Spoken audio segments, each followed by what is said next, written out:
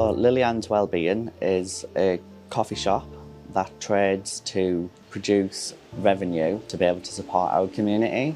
We initially started out looking at wellness and loneliness because it is one of the biggest causes of suicide within the UK. So our passion really is loneliness, and that led us down a path of loneliness can lead to anxiety and depression if you allow it to manifest, because as human beings we're wired to want to be around people, and when you're lonely and you're isolated on your own, you have no one to talk to, you have that no sense of value. But what we found is that loneliness as the root cause creates a lot of complex mental health issues, and those mental health issues have caused the loneliness. So we introduced mental health support to ensure that people within our community can have someone to talk to and listen to on a one-to-one basis. We didn't see ourselves as providing physical activity, but what was happening in my mind, and we had some conversations with Vic from Tees Valley Sport, was that we were supporting people who'd been isolated for up to 33 years, where they'd experienced loneliness and living on their own for that long. Their only trip was to go and get some shopping and straight back home, and they didn't do any activities or do anything. So what we wanted to do was we'd set up this successful coffee morning for people who were lonely and isolated, and we were bringing them together.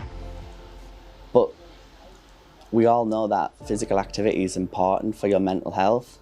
So what we wanted to do was introduce 15 to 20-minute walks on a Wednesday, so that we'd get the group to come here, and then what we would do, we'd get them to go for a little walk to start introducing First Steps activity.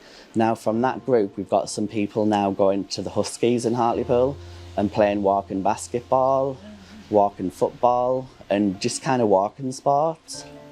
So that kind of got us thinking about how we become more active within the community, and we believe in subtle activity that people don't realise they're exercising, but they are exercising without them thinking about it. A lot of people who come in have a massive fear of services and a massive fear of other people. So my role is initially to try and get them to be a bit more comfortable, firstly in the space, then with professionals. So if, say for example, they're struggling to get an appointment with a GP, or they're struggling to get an appointment with any health professionals or anything like that, or if they're struggling to get back out and do physical exercise or anything simple like that, which to us sounds simple, but to them it's actually a really big deal. And it's about enabling them to be able to go out and basically start living what we determine as a normal, fulfilling life. And sometimes that includes little things, sometimes that can be big things. So when we sat down and we worked with Vic from Tees Valley Sport, we sat and we worked out, how do we get these people more active? When we say get active, people think, oh, gym memberships, running, marathons. It's not like that at all. So we said, right, it's things like going up the stairs, like taking the laundry up in one load, take half in the load so that you can do 2 trips rather than just doing it all at once. It's things about not sitting down when you're doing the dishes, seeing if you can do it all in one go. And it's simple things to get active, because what you'll find is the sense of achievement that you gain from cooking your own food, washing your own dishes, polishing the front room. Simple things can actually be so self-satisfying because you've done it, you've achieved it. It's not something that someone else has done for you, you've achieved it.